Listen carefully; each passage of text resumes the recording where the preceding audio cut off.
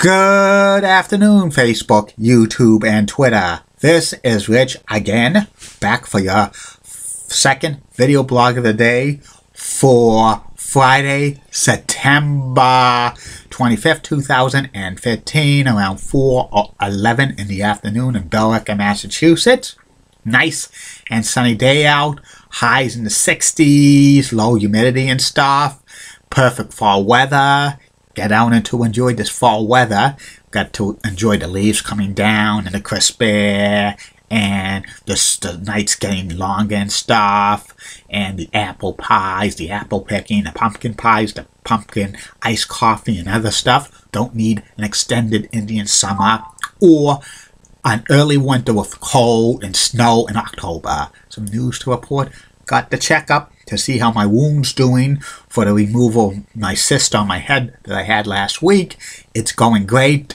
The bandages are off. They only had to cut one stitch because it's dissolvable, so I have to let the air out on the stitches.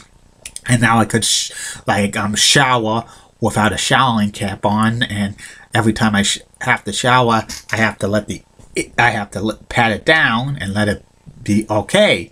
And they tested the cyst that was removed to see if it was cancerous, and it's good to go. It's not cancerous. Most cysts aren't cancerous, but they have to make sure.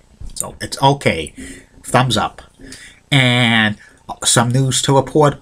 Pete Rose, who's been suspended by Major League Baseball for life for gambling, applied for reinstatement, and he got his hearing with Rob Manfred, Commissioner of Major League Baseball, and the decision will be made later on in the year if Pete Rose is going to be allowed back into Major League Baseball. And Steiner, captain of the Boston Bruins, is going to be day-to-day. He left the game last night because of an upper body injury, and that's good that he's going to just be day-to-day.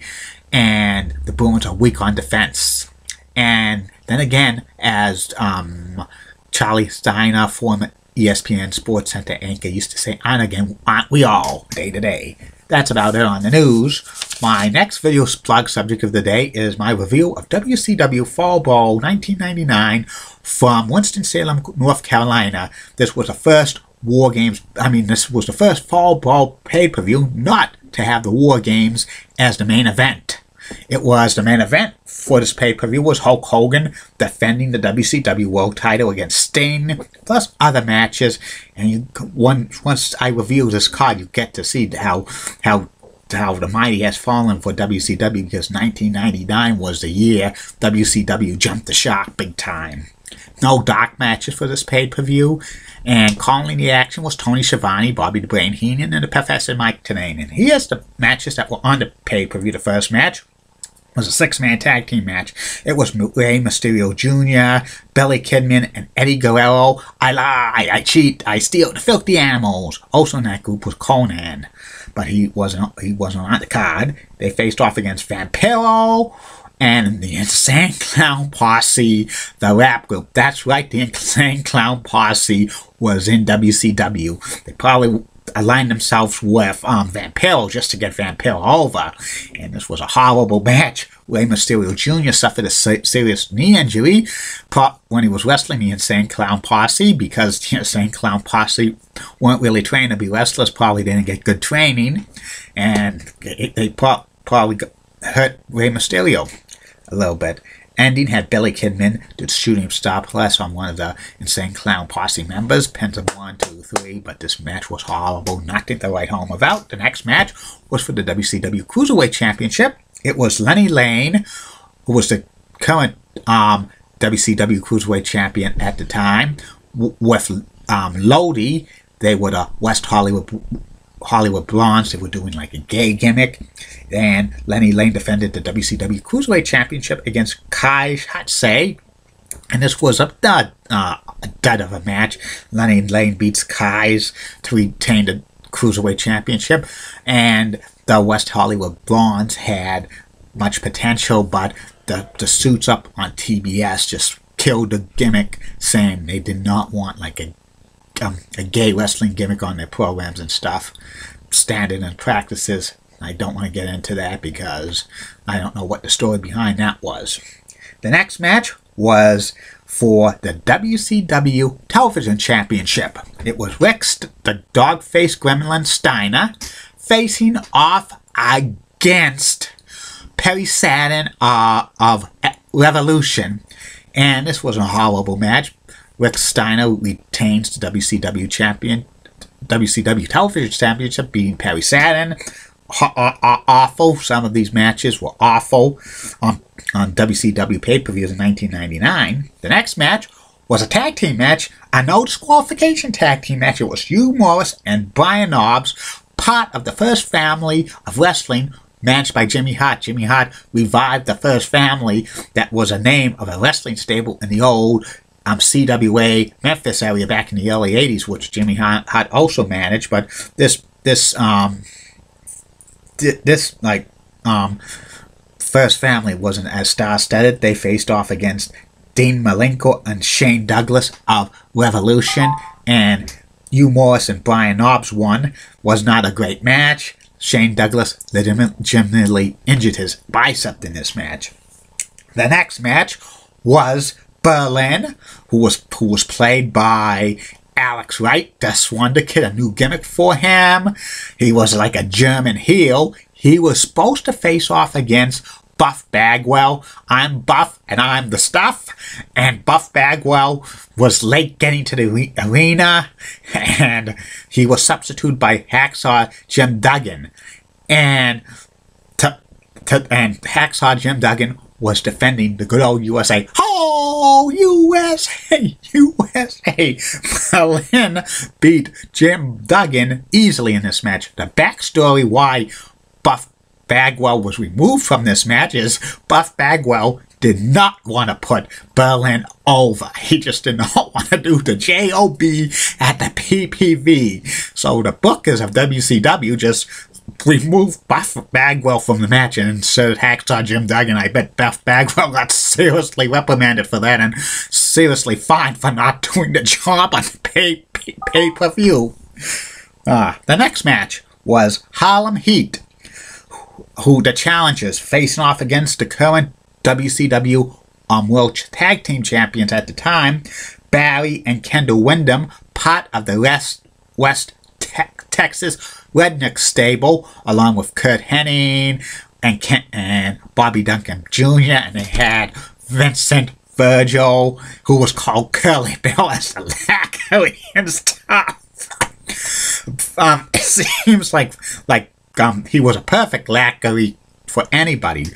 And the West Texas redneck gimmick was they hated rap music. Even Kurt Hennig saying the song, I hate rap, rap is crap, that actually got onto a few country music stations in the 1990s and stuff, late 1990s and stuff. The West Texas redneck gimmick was a decent gimmick by WCW, a comedy mid-card heel. Kurt Hennig really wanted to be like a kind of a comedy heel character.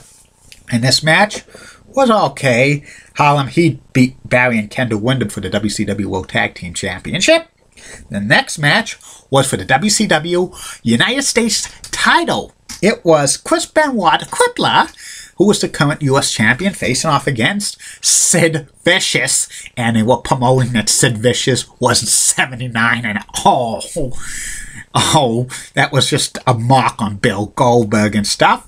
This was a good match.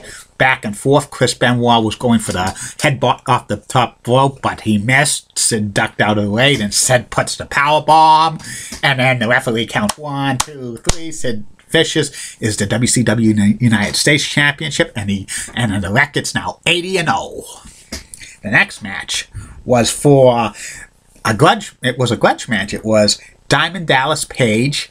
You love me, you hate me, you're never going to forget me, who was in his heel role, facing off against Bill Goldberg and stuff. And this was a rematch, a back and forth match.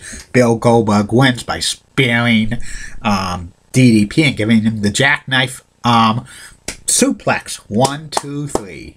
And then the main event for the WCW World Title. It was Hulk Hogan was back in the red and yellow WCW World Champion, facing off against Sting. And Lex Luger, who was Sting's best friend, warned Sting that Hogan could not be trusted, and he could return to the NWO roots like the black and white and stuff.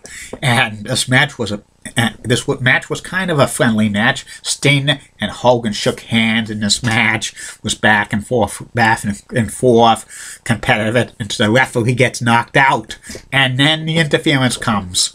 Then it's like Diamond Dallas Page comes in and attacks Hogan, gives him the diamond cutter. He also gives a diamond cutter to another referee. Then Bret the Hitman Hart comes down, and then Sid Vicious comes down. It's a smudge. Then Lex Luger comes down. He has a baseball bat, but Hogan attacks him with the baseball bat, and then the baseball bat drops down. And then Sting gets the baseball bat, and he says, "Go get him, Sting," saying to Luger. Then Sting hits Hogan with the baseball bat, turns heel in the process. He pins Hogan, 1, 2, 3, and Sting's the new WCW World Champion. Sting and Lex Luger embrace and stuff. It was all a plan and stuff like that. Many people were saying Hulk Hogan was going to turn heel in this match back to the black and white in the NWO, but Hogan turned face a couple of months ago, and he returned to the red and yellow, and they were not going to turn Hogan back so quickly and stuff like that. And the announcers were saying, "We questioned the Ron Man all along. We put the trust in the Ron Man all along," and stuff. Sting's heel turn was awful because the fans did not buy Sting as a heel. He was WCW for years and years. He was the #1 face for that company, and they turned him heel, which was awful and stuff. And this pay-per-view, my humble opinion, was very awful. It's an F. It flunked. Nothing serious of good happened in this pay-per-view. It was just a crappy wrestling for a company that was going downhill like crazy and stuff like that. They didn't have War Games to match beyond, and it was good they didn't have it. I think they kind of killed it off the last WCW Fall Brawl and stuff. And that's about it on that. Third and final video blog of the night will be about Boston Celtics head coach Brad Stevens and the personality profile. Keep calm, everybody. I'm Julie Brennan Guy. Molly Rosenblatt is a Fox 35 Rocks, and it's so stunning. There's nice legs, and the words of Jim Ross that business is about to pick up.